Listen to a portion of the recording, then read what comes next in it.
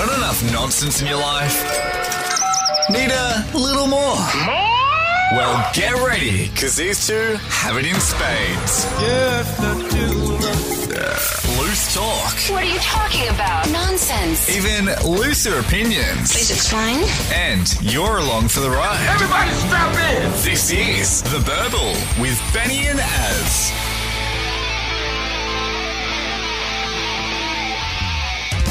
And welcome along to The Burble. Hello, it is Benny here. Az is here. We got Christmas done and dusted. Az, how was your Christmas? My Christmas was great. I ate, I drank, and I was being merry until my wife told me to take off the dress and stop being merry. Something about Mary. Indeed, there is. Lots of leftover ham in the fridge. That's going to last until about mid-Jan, I think. Yes, ham sandwiches for all. It's that time of the year where you just go, well, I'm just going to give up on deciding what's for dinner or lunch because it's already been decided for me. It's just ham. Did you get any useless electronic devices for Christmas? Yes, I did. I got many. You got many? We'll talk about that. We'll talk about what we got for Christmas. How about that? That's a topic we'll do. As in keeping with Christmas, I want to talk about a couple who served roadkill.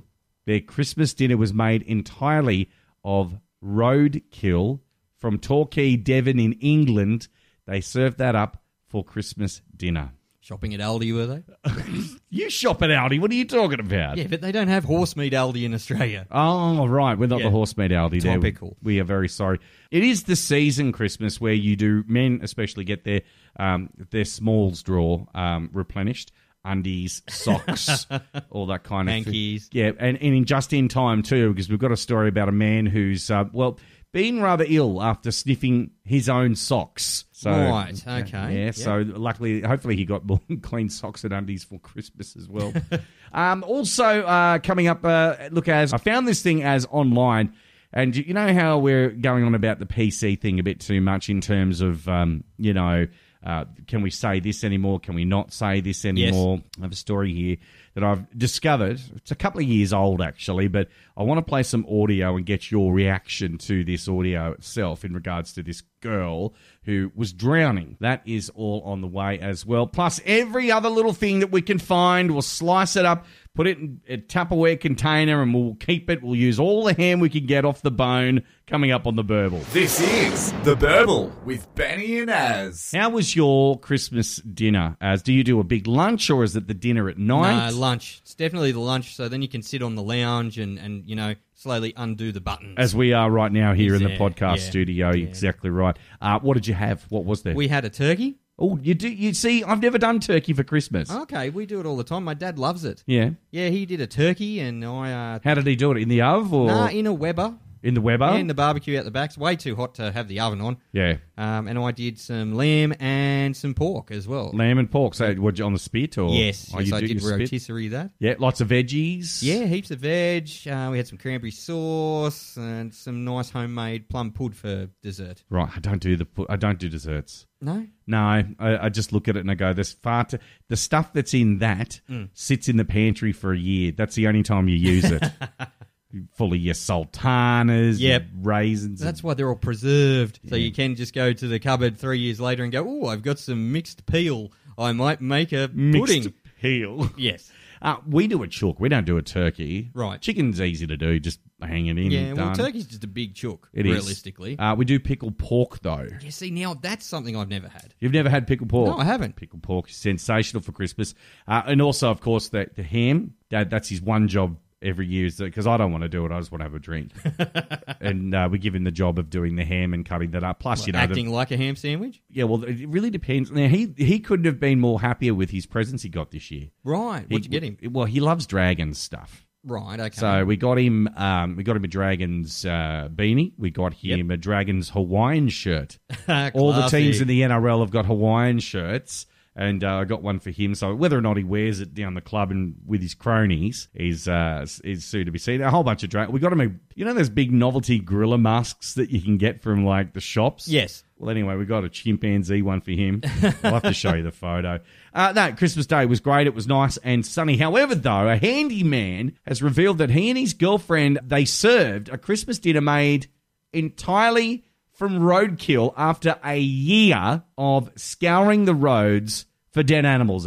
Would you do that? Probably not unless I was in some post-apocalyptic kind of scenario. Okay. Well, let me tell you, mate. He collected nearly 50 fresh animal corpses from near his home in England, where he butchers meat. So he is a butcher. Right, well, that gives it a little bit more credibility. He's not just scraping up the old badger and throwing it on the backyard barbecue, is he? No, that's right. Jim's 41, and he and his girlfriend, Bettina, who's 53. Ooh, she's batting above average, isn't she? She is batting above average. They served this menu to their family and friends, which included deer, pheasant, rabbits, and even badgers. That's right, deers, pheasant, rabbits, and even badgers. Now, he grew up on a farm, which helped him with the skills needed to find and prepare this meat. Now, you know what? I've been to many farms and seen many of my mates that live on properties, and not once have I ever sort of been given the skill to run down an animal on a tarmac highway. No. I don't understand where that skill's come from, but anyway. I don't think he's run them over. Right, okay, I don't think he hasn't committed vehicular animal slaughter. Yeah. Yeah. He's putting the laughter back into slaughter, though, really, isn't he? Festive. He's putting the festive back in festy. Now, he says he started to eat roadkill for environmental reasons, to cut down on food waste. But beauty therapist, this is his older girlfriend. Right. Bettina admits her family refer to him as a serial killer as the result. Cool. Here comes the serial killer to pick up the kids from preschool. Yeah. Now, he thinks, or he knows that it's unusual, but he just really doesn't give a shit. He finds it unusual that people will waste food and actually go in, buy stuff that's chemically enhanced from the supermarket and all those steroids and things, you know what I mean? Whereas animals that are free and roaming who should be enjoying their lives rather than not being run over by a Kenworth 18-wheeler on the M1 over there. Yeah, but over there, they're riddled with weird diseases and stuff. Well, they have mad cow a few years ago. Yeah, they did. And, they could be, I don't know. See, look, he does it. He says he does it because he can't stand to see the waste of life. By taking the animals home and eating them, he's at least somehow reducing that waste. He reckons, get this as, all right. He reckons the badger tastes similar to pork. Oh. But fox has its own unique taste, which isn't particularly nice. You reckon he honeys his badger? He reckons it's not just roadkill that he's got a passion for. He's also searched the woods near his home for mushrooms and herbs. Aha! Now the story starts to make sense. Exactly right. So the edibles are starting to get in there. Yes. He says he only really goes down to the shop now for things that I can't find outside, like toothpaste or shower gel.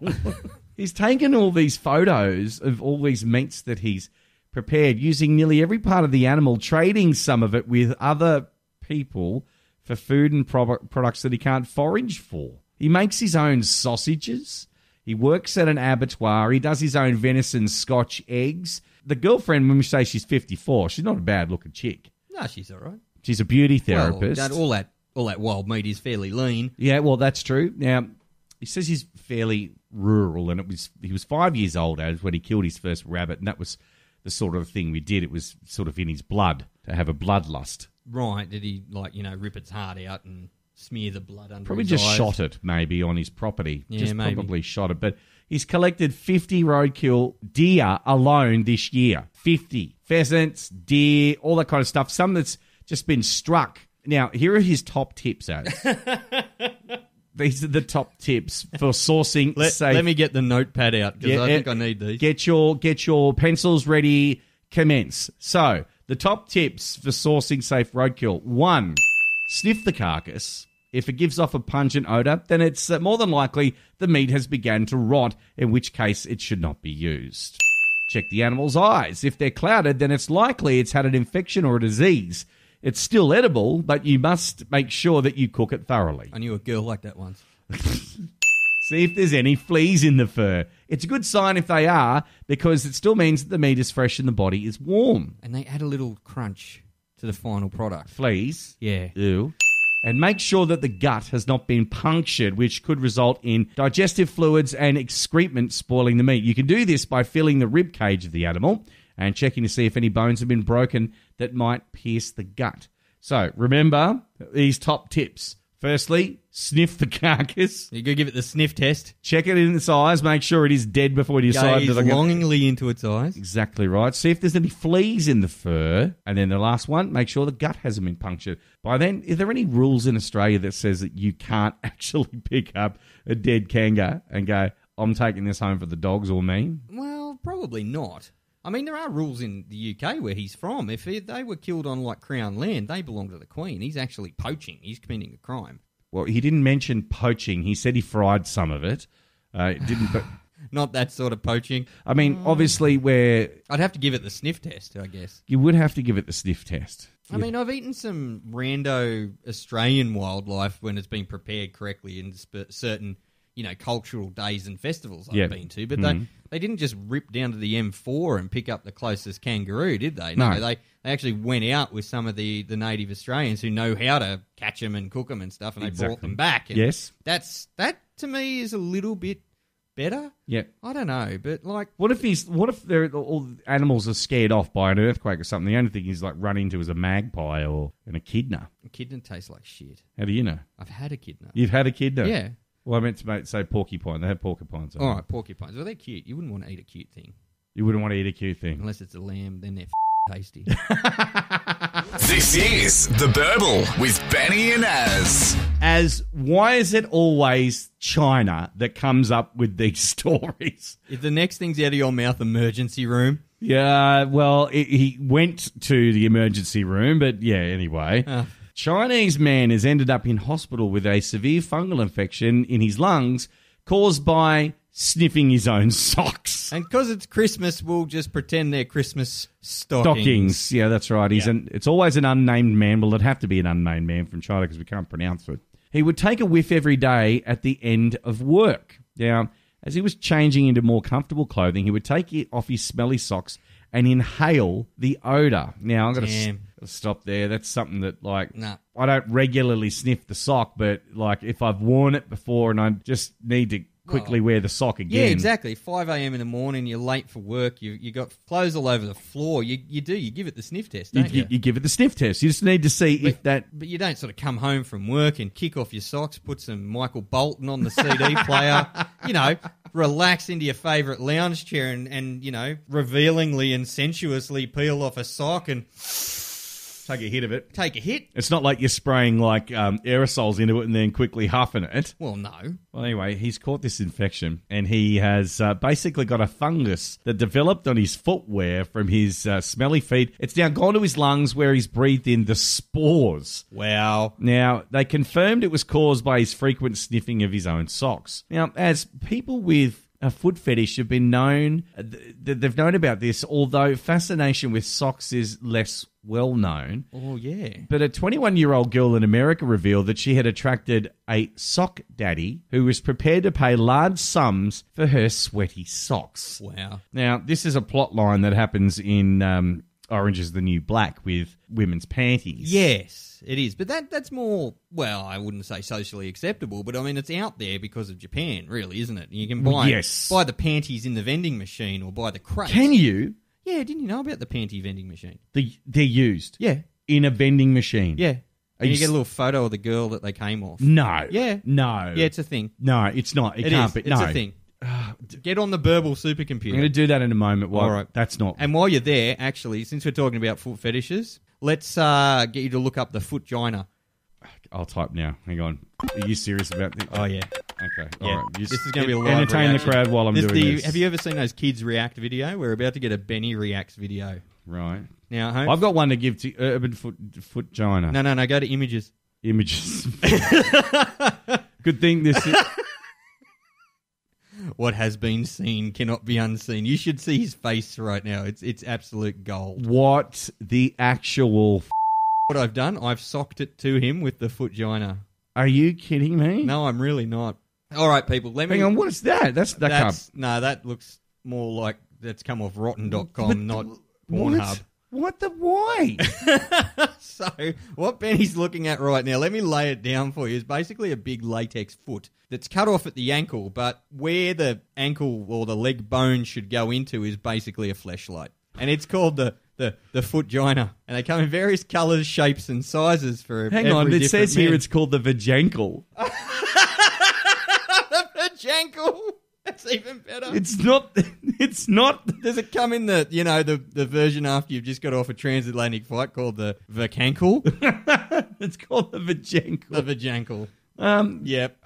Okay. So it's made for foot fetishists. So you can caress the foot while you're having... Right. So I'm wondering if they've got a sock